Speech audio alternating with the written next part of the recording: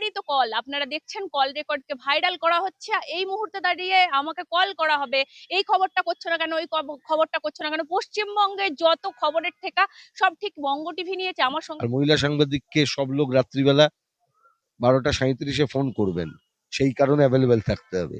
এইটাই তো উদ্দেশ্য আপনাদের। আর রেকর্ড করার পর ভাইরাল করা এবং টার্গেট করে কোনো মহিলাকে, সেটাও কিন্তু মহিলার সম্মান হানির সমতুল। ধরুন আপনার খবর আমরা বিভিন্ন সময় তুলে ধরি, আপনি যে বিষয়গুলো মামলা লড়েন সেইগুলোতে আপনি কি বলতে চান, আপনার মতামত আমরা তুলে ধরি। তো তার মানে আপনার সমস্ত খবরের ঠিকা কি আমরা নিয়ে নিয়েছি? এগুলো করতে আপনারা আমাদেরকে টাকা দেন, আমরা আপনাদের কমিশনভোগী দেখুন, আমার তো অন্ততপক্ষে টাকা অত নেই, আমি দিতেও পারি না। কিন্তু এই খবর কোনটা আর খবর কোনটা নয় সেটা ঠিক করার ঠিকাটা কিন্তু আপনারই, অধিকারটাও আপনারই। সাংবাদিককে টার্গেট করা, সাংবাদিকদের উপর চাপ সৃষ্টি করা। লিখছেন মমতার ডিম পোস্ত, মমতার ডিম পোস্ত বানাবে সেটা খবর, মমতা বাড়িতে রান্না করবে তার খবর, মেন স্ট্রিম অভিষেক ব্যানার্জি সাক্ষাৎকার করবে, সেই সাক্ষাৎটা কোন কোন সাংবাদিক আগে করবেন সেই নিয়ে তাদের প্রফেশনাল রাইভালরি চলবে। গোটা থাক, মমতা চাইছে বাংলার গরিব বাংলাভাষী মুসলমানের নাম লিস্ট থেকে বাদ যাক। মমতার মতন মুসলমান বিরোধী একজন মানুষ খুব কম আছে। এই কালকে যখন ডিসক্রিপেন্সি তালিকা যখন প্রকাশ করবে ইলেকশন কমিশন, যাদের নাম যাবে, আমি তো বলবো মমতাকে পাবেন না, পাড়ায় যে তৃণমূল নেতা আছে ওর বাড়ির সামনে গিয়ে বসে যাবেন। ওদের এবার বন্দোবস্ত করার সময় হয়েছে।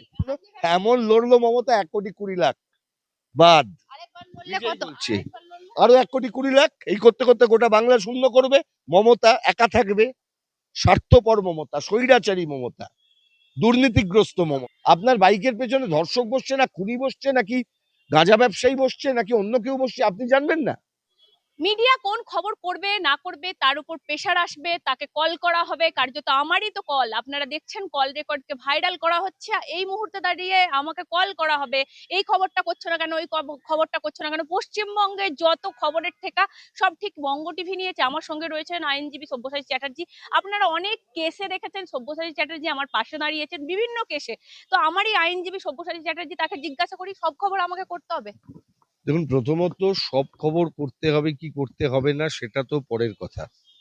আমি মনে করি একজন সাংবাদিক হিসেবে যা যা খবর নিউজ সেটা করার জন্য যে পরিসরে আপনি কাজ করেন সেই পরিসরে সেই খবর করাটা আপনার কর্তব্যের মধ্যে পড়ে। কিন্তু এই খবর কোনটা আর খবর কোনটা নয় সেটা ঠিক করার ঠিকাটা কিন্তু আপনারই, অধিকারটাও আপনারই। এই অধিকারটা অন্য কারুর নয়। তাহলে তো যে কোনো মিডিয়ার যে কোনো রকম খবর, সেটা আমার পছন্দ না হলে বা কোনো খবর না করলে সেখানে যদি আমার মনে হয় আমি যে পছন্দ করছি সেই খবরটা সেখানে যাবে, তাহলে সেক্ষেত্রে তো চাপ দিয়েই সবকিছু করানো যেত। এটা তো আইন নয়। তার উপর যেটা দাঁড়াচ্ছে সেটা হচ্ছে যে সাংবাদিককে টার্গেট করা, সাংবাদিকদের উপর চাপ সৃষ্টি করা। আমি যেটা শুনলাম গতকাল, বোধহয় তুমি আমায় যেটা বললে সেটা হচ্ছে যে একটা কোনো রেকর্ড তোমার ভয়েস, সেটা বোধহয় রাত্রিবেলা 12টা 37-এ ফোন করেছেন, করে বোধহয় সেই রেকর্ডটা পরবর্তী সময় ভাইরাল হয়েছে। আমি বলছি যে তুমি এফআইআর করো, এবং কারা করছেন এটা বার করা খুব জরুরি। এবং তাহলে আমরা কিন্তু অনেক কিছু বুঝতে পারবো যে কারা এই ধরনের চাপ সৃষ্টি করছেন এবং কারা সরকার বিরোধী মিডিয়া বলে যারা পরিচিত তাদেরকে টার্গেট করছেন। এটা বুঝতে আমাদের সুবিধা হবে।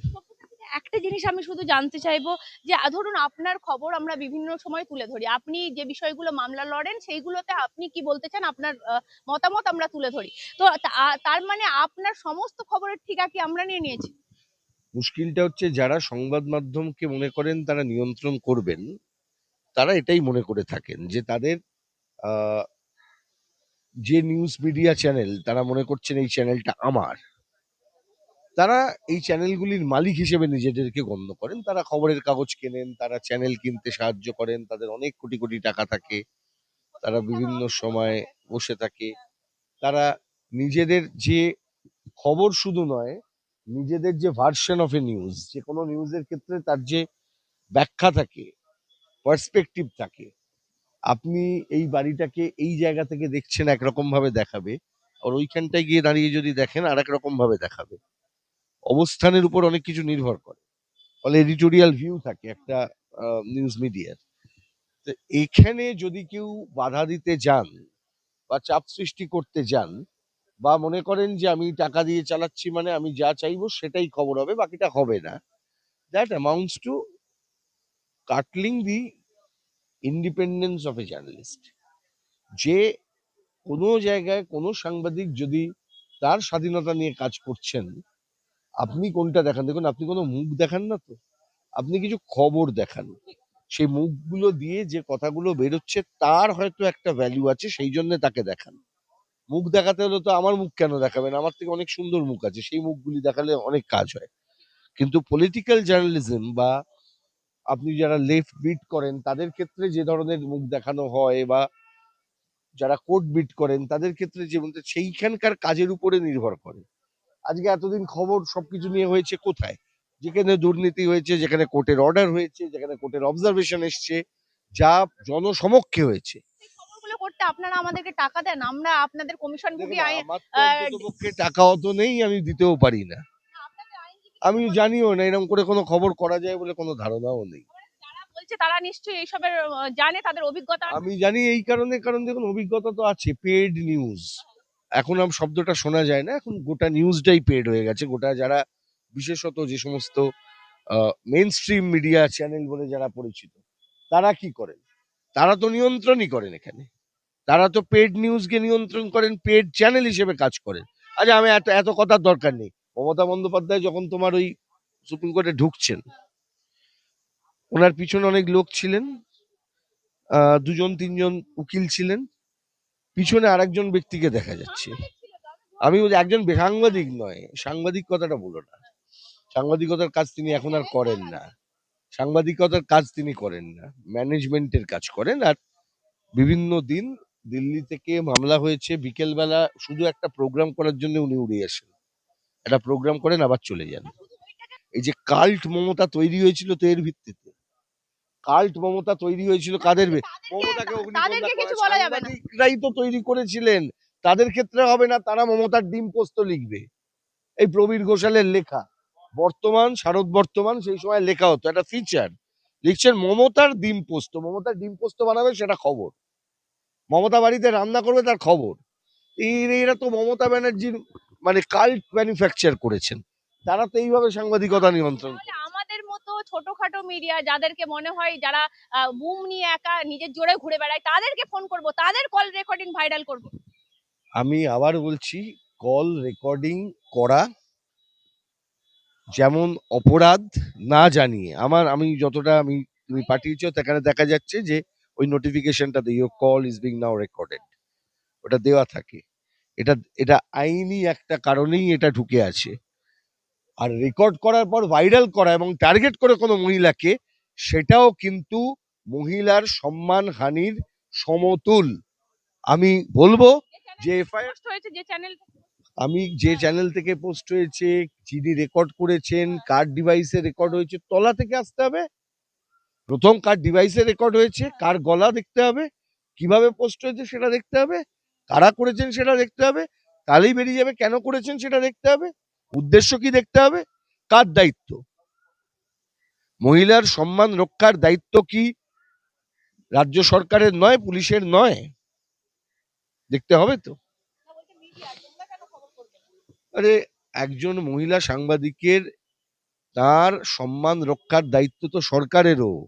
খবর তো পরের কথা, হচ্ছে রাত 12টা 37-এ ফোন করে কোনো মহিলা সাংবাদিককে হুমকি দেওয়াটা খুব একটা ভদ্রতার লক্ষণ তো নয়। আপনারা সাংবাদিক সবসময় অ্যাভেলেবেল থাকবেন। সাংবাদিক সবসময় অ্যাভেলেবেল থাকবেন, আর মহিলা সাংবাদিককে সব লোক রাত্রিবেলা 12টা 37-এ ফোন করবেন, সেই কারণে অ্যাভেলেবেল থাকতে হবে। এইটাই তো উদ্দেশ্য আপনাদের। পশ্চিমবঙ্গ তো এইভাবেই চলছে, নতুন কিছু নাকি পশ্চিমবঙ্গে এটা? পশ্চিমবঙ্গের অবস্থা কি করেছেন মমতা বন্দ্যোপাধ্যায় গোটা দেশের সামনে, সেটা সবাই বুঝতে পারছেন, নতুন কিছু তো নয়। আজকে সুপ্রিম কোর্টে সকালবেলা কপিল সিবাল ধাঁধানি খেয়ে গেছেন, তো তো কি এসআইআর আবার গেছেন ওখানে মেনশন করতে। যখন এসআইআর চালু হলো মমতার তখন হুঁশ ফিরল না, যখন শেষকালে প্রথম আমরা গেছিলাম মোস্তারি বানু, সেটা সেটা তো চাপা দেওয়ার জন্য ওখানে গেল। গিয়ে নাটক করে এলে, এর বাইরে তো কিছু নেই। কালকে যখন ডিসক্রিপেন্সি তালিকা যখন প্রকাশ করবে ইলেকশন কমিশন, যাদের নাম যাবে, আমি তো বলবো মমতাকে পাবেন না, পাড়ায় যে তৃণমূল নেতা আছে ওর বাড়ির সামনে গিয়ে বসে যাবেন। ওদের এবার বন্দোবস্ত করার সময় হয়েছে।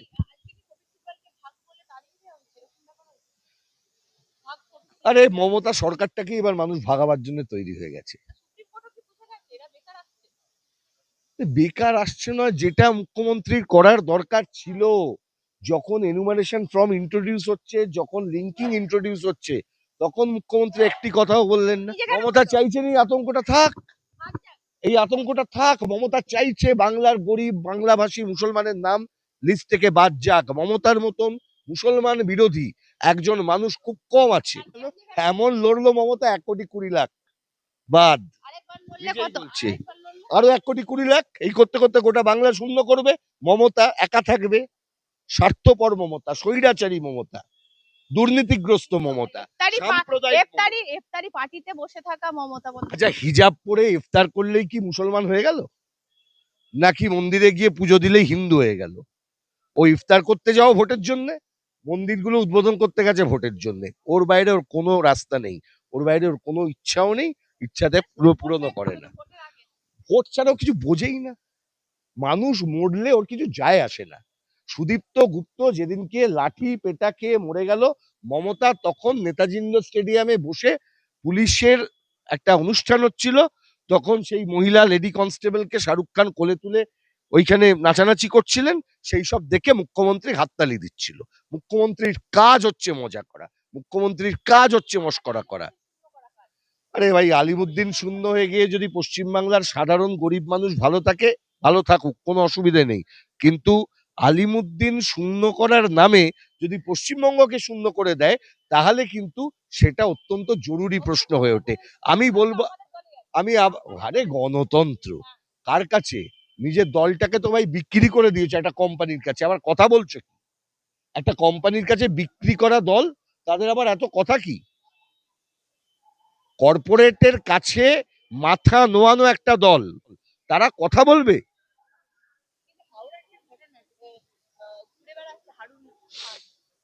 কি তুমি ভেবেছিলে হারুন খানকে কেউ ধরে নিয়ে যাবে? গৌতম চৌধুরীর বাইকের পিছনে বসে থাকে, সামনে নয়। হ্যাঁ, তার ছবি বেরিয়েছে তো। আমি তো গৌতম চৌধুরীকে চিনি, তার ছবিটা যদি ভুল না হয়, গৌতম চৌধুরীকে আমি চিনি, উনি সামনে বসেছেন। আর পেছন দিকে দেখছি যে ছেলেটি, তার নাম নাকি হারুন খান। যদি এই হারুন খান সেই হারুন খান হন, তাহলে এটি গৌতম চৌধুরী, তাকে চেনেন। আমি বুঝলাম গৌতম চৌধুরী নিজে ঘুরে বেড়াচ্ছেন, অন্য কারুর বাইকে চেপে ঘুরছেন, মানলাম। সামনে কার বাইকে চড়লেন উনি জানেন না, ওনার বাইকেও চড়তে পারেন, কিন্তু ওর বাইকে কে বসছেন উনি জানবেন না? আপনার বাইকের পেছনে ধর্ষক বসছে, না খুনি বসছে, নাকি গাঁজা ব্যবসায়ী বসছে, নাকি অন্য কেউ বসছে, আপনি জানবেন না?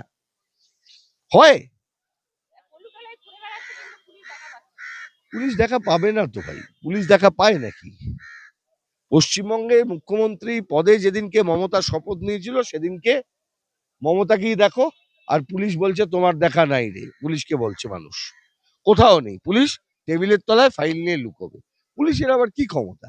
পুলিশ একটাই কাজ করে, ওয়েলফেয়ার করবে আর এই করবে, এর বাইরে কিছু নেই তো পুলিশের কাজ।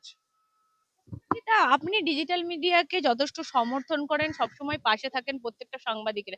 একটা জিনিস সবশেষ আমি বলবো, এখন কি মেন স্ট্রিমে খবর হলে সেটা ঠিক মতো যায় না, যে মেন স্ট্রিম এতটাই নির্লজ্জতার প্রমাণ দিয়েছেন গত 15 বছর সময়ে, এত নির্লজ্জ, আজকে দাঁড়িয়ে সাধারণ মানুষ তারা ডিজিটাল মিডিয়ার নিউজের পপুলারিটি বাড়িয়ে দিচ্ছেন, মানুষই বাড়াচ্ছেন, কারণ মেন স্ট্রিমে সেই চাহিদা মেটাতে পারছেন না। মেন স্ট্রিম খবরই করবে না। মেন স্ট্রিম অভিষেক ব্যানার্জির সাক্ষাৎকার করবে, সেই সাক্ষাৎকার কোন কোন সাংবাদিক আগে করবেন সেই নিয়ে তাদের প্রফেশনাল রাইভালরি চলবে। কে আগে করবেন অভিষেককে, 1:1 কে আগে ধরবে, এক্স সাংবাদিক না ওয়াই সাংবাদিক? সেগুলো আমরা করি না বলে সেজন্য এদের জ্বালা। স্বাধীনভাবে মাথা তুলে যারা বাঁচতে চাইবে তাদের উপরেই এদের জ্বালা। স্বাধীনভাবে মাথা তুলে বেঁচে থেকে যারা সরকারের সমালোচনা করবেন তাদের উপরেই জ্বালা। তাদের বিরুদ্ধেই মিথ্যে কেস দাও, তাদেরকেই সমালোচনা করো, তাদেরকেই দোষী সাব্যস্ত করো, তাদেরকে মানুষের কাছে খারাপ প্রতিপন্ন করো। এই কনস্ট্রাক্ট তৈরি করবার জন্য বঙ্গ মিডিয়া এখন কোটি কোটি কোটি কোটি টাকার একটা প্রজেক্ট গ্রহণ করেছে।